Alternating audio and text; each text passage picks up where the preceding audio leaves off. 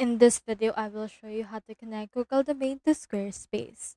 Head over and then just search in here for the Google domain that you want to use. And then click on this arrow icon in order to see if it's available. Now just choose in here a domain that you want. They will show you some search results. They include .com, .net, as well as a lot more. So for this one, I'll just choose in here this. Just click on this cart icon in order to add it right here. And then click on this checkout. Now in here, on your checkout, you just need to pay for this domain in order to claim ownership to this.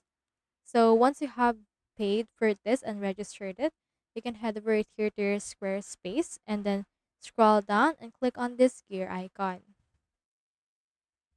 From in there, just click on this domains and email. Click on this domains. Click on use the domain I own and then just enter in here the domain you have just purchased and click on this icon right here, which is the arrow. So if it's already registered, you can just see in here an ongoing or connection progress, and you just need to set it up using those options.